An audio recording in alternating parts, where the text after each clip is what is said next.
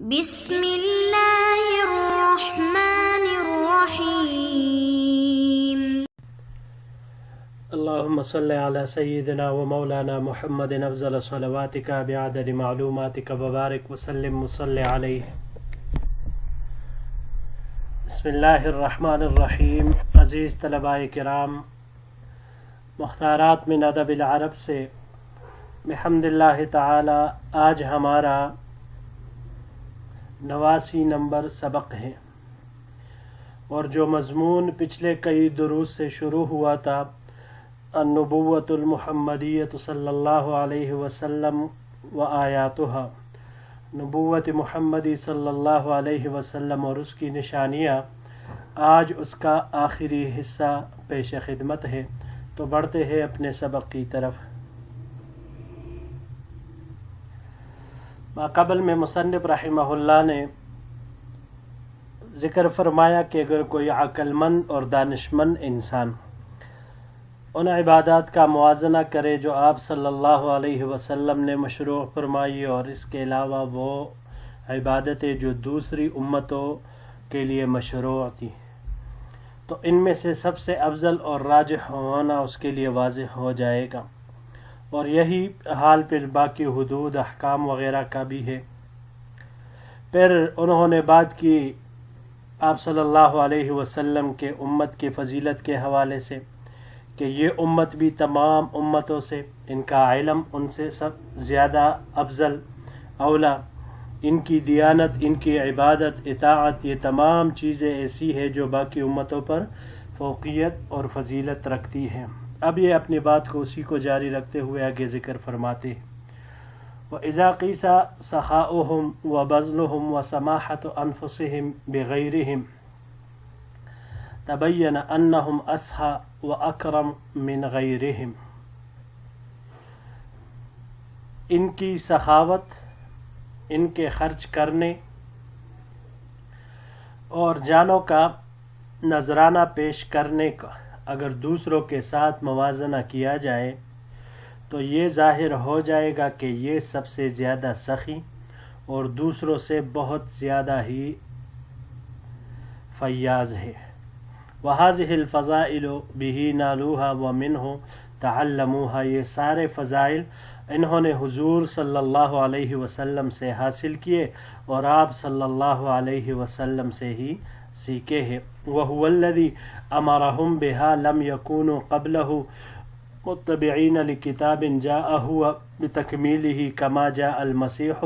بِتَكْمِيلِ شَرِيعَةِ التَّوْرَاةِ، آپ صلی اللہ علیہ وسلم نے ہی ان کو ان چیزوں کا حکم دیا۔ یہ امت آپ صلی اللہ علیہ وسلم سے پہلے کسی اور کتاب کی پیروکار نہیں تھی کہ آپ صلی اللہ علیہ وسلم اس کی تکمیل کے لیے تشریف لائے ہوں، جیسے کہ حضرت عیسیٰ علیہ السلام کی تورات کی شریعت، جیسے حضرت عیسیٰ علیہ السلام تورات کی شریعت کی تکمیل کے لیے تشریف لائے تھے۔ وَكَانَتْ فَضَائِلُ أَتْبَاعِ الْمَسِيحِ وَعُلُومِهِمْ بَعْضُهَا مِنَ التَّوْرَاةِ وَبَعْضُهَا مِنَ الزَّبُورِ وَبَعْضُهَا مِنْ نُبُوَّةِ وَبَعْضُهَا مِنَ الْمَسِيحِ وَبَعْضُهَا مِمَّنْ بَعْدَهُ كَالْحَوَارِيِّينَ، اور حضرت عیسیٰ علیہ السلام کے متبعین کے فضائل اور ان کے علوم، کچھ تورات، کچھ زبور اور کچھ نبوت، بعض حضرت عیسیٰ علیہ السلام اور کچھ ان لوگوں کی وجہ سے ہے جو حضرت عیسیٰ علیہ السلام کے بعد آئے، جیسے حواریین، ومن بعد الحواریین، اور حواریین کے بعد والے، وقد استعانوا بکلام الفلاسفة وغیرہم، اور یقیناً انہوں نے فلاسفہ اور دیگر کے کلام سے معاونت لی، حتی ادخلوا لما غیروا دین المسیح فی دین المسیح امورا من امور الکفار المناقضة لدین المسیح، یہاں تک کہ انہوں نے حضرت عیسیٰ علیہ السلام کے دین کو تبدیل کیا تو کافروں کی ایسی بہت سی باتیں اس میں شامل کر دی جو عیسیٰ علیہ السلام کے دین کے خلاف اور اس کو تبدیل کرنے والی تھی۔ جی تو یہاں پر کچھ ہے نہیں اسے مشکل الفاظ اور حل و لغات، تو بڑھتے ہیں اپنے اگلے سلائیڈ کی طرف۔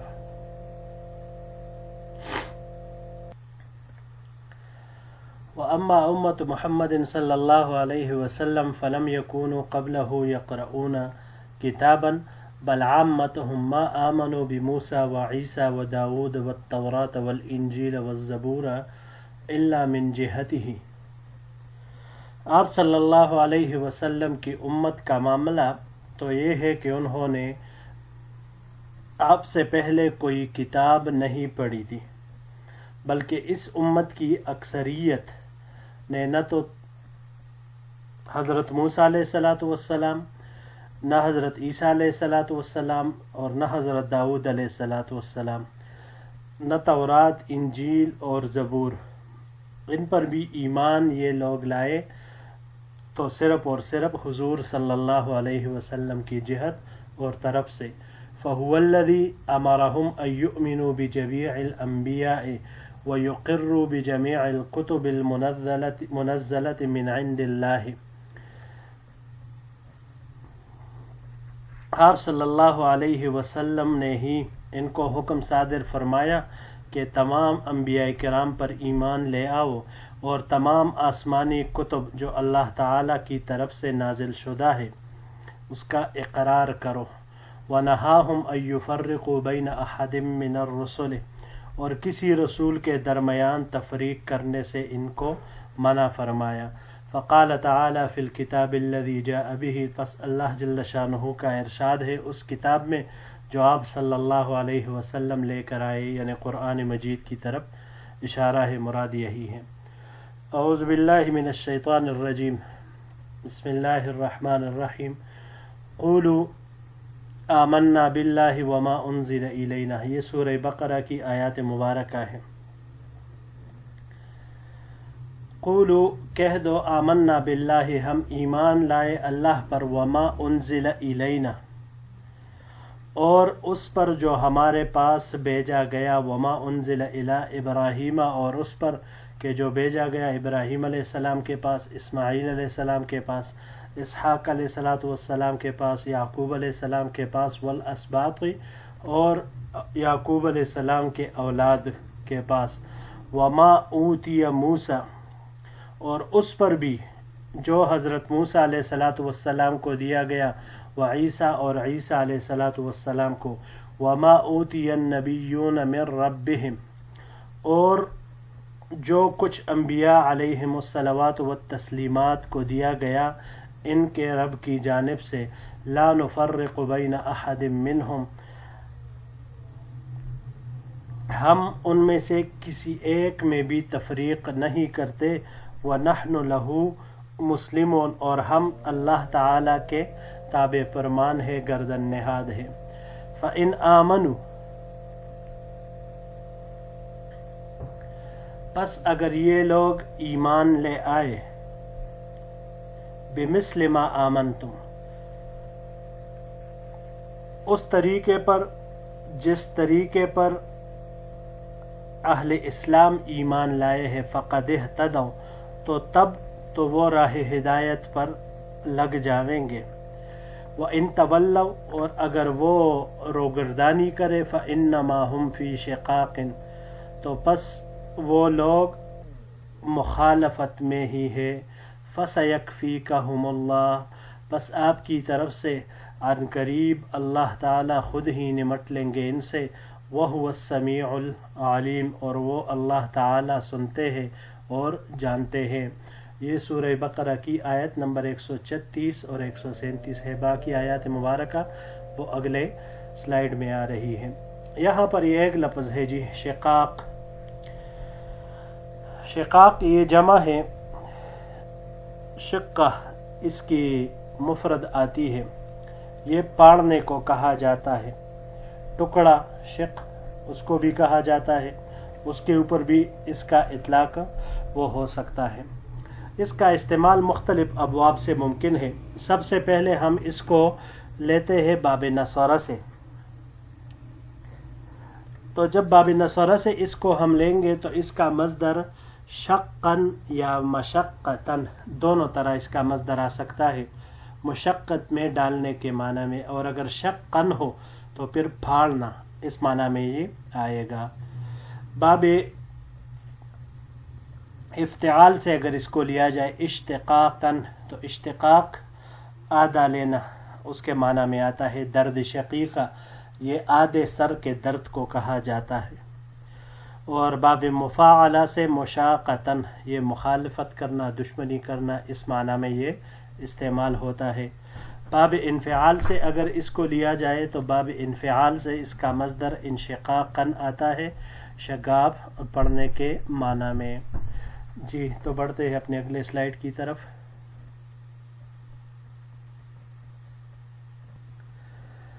وقال تعالی، اور دوسری جگہ ارشاد باری تعالی ہے، اللہ جل شانہ ارشاد فرماتے ہیں یہیں سورہ بقرہ کے آخر میں،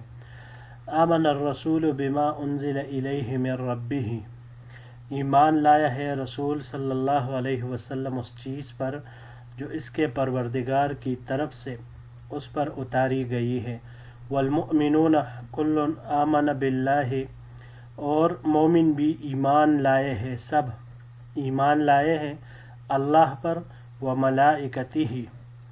اس کے فرشتوں پر، وکتبہ اس کی کتابوں پر، ورسلہ اور اس کے رسولوں پر، لا نفرق بین احد من رسلہ، اور یہی مومن کہتے ہیں کہ ہم تفریق نہیں کرتے کسی بھی اس کے رسولوں میں سے، وقالو اور انہوں نے کہا، سمعنا کہ ہم نے سن لیا، وَأَطَعْنَا اور ہم اطاعت کرتے ہیں، غفرانک ربنا ہم تیری بخشش چاہتے ہیں اے ہمارے پروردگار، وَإِلَيْكَ الْمَصِيرُ اور تیرے ہی طرف لوٹ کر جانا ہے۔ لا یکلف اللہ نفسا الا وسعها اللہ تعالی کسی بھی نفس کو مکلف نہیں بناتا الا وسعها مگر اس کی طاقت کے مطابق، لہا ما کسبت اس نفس کے لیے وہی ہے جو اس نے کمایا، وعلیہا مکتسبت اور اس کے اوپر وبال بھی اس چیز کا ہے جو اس نے کمایا۔ ربنا لا تؤاخذنا ان نسینا اے ہمارے پروردگار ہم سے مواخذہ نہ کر اگر ہم بھول جائے، او اخطأنا یا غلطی کر جائے، ربنا اے ہمارے پروردگار، ولا تحمل علینا اسرا ہم پر ایسا بوجھ نہ ڈال، کما حملتہ علی الذین من قبلنا جیسا تو نے ان لوگوں پر ڈالا جو ہم سے پہلے گزرے ہیں، ربنا اے ہمارے پروردگار، ولا تحملنا ما لا طاقت لنا بہ نہ اٹھوا ہم سے وہ چیز جس کی ہم طاقت نہیں رکھتے، واعف عنا درگزر کر دے ہم سے، واغفر لنا اور بخش دے ہم کو، وارحمنا اور رحم فرما ہم پر، انت مولانا تو ہی ہمارا آقا ہے، فانصرنا علی القوم الکافرین پس کافر قوم کے مقابلے میں ہماری مدد فرما۔ یہاں پر یہ دو الفاظ ہے جی، پہلا ہے غفرانک، غفرانک غفرانن یہ باب ضربہ سے یہاں پر استعمال ہوا ہے، غفرانن مصدر معاف کر دینے کے معنی میں یہ آتا ہے، اور اگر اس کا مصدر غفرن آ جائے، غفرن تو پھر یہ ڈھانکنے کے معنی میں، چھپانے کے معنی میں، پوشیدہ کرنے کے معنی میں یہ آتا ہے۔ اگلا لفظ ہے جی اسرن، صاد اسرن یہ گناہ کو بھی کہتے ہیں، بوجھ بھی مراد ہو سکتا ہے اس سے، اس کی جمع آثار آتی ہے۔ باب ضربہ سے یہاں پر یہ استعمال ہوا ہے اسرن توڑنے کے معنی میں۔ اس کو اگر ہم باب افتعال پر لے جائے تو باب افتعال سے اس کا مصدر انتصارن، انتصارن کثیر التعداد ہونا اس معنی میں یہ آتا ہے، اور اس کے علاوہ اس کو ہم باب مفاعلہ سے بھی لے سکتے ہیں، مواصرتن، مواصرتن یہ پڑوسی ہونے کو کہا جاتا ہے، پڑوسی ہونا اس معنی میں یہ آتا ہے۔ جی تو معزز طلباء کرام یہی تک ہمارا آج کا سبق تھا، اور اسی کے ساتھ یہ مضمون اپنے اختتام کو پہنچا. انشاءاللہ العزیز اگلا جو ہمارا مضمون ہے الظلم مؤذن بخراب العمران، تو اس کے ساتھ ایک نئے درس میں، ایک نئے سبق میں انشاءاللہ العزیز پھر آپ کی خدمت میں حاضر ہوگے اگر زندگی رہی. السلام علیکم ورحمۃ اللہ وبرکاتہ.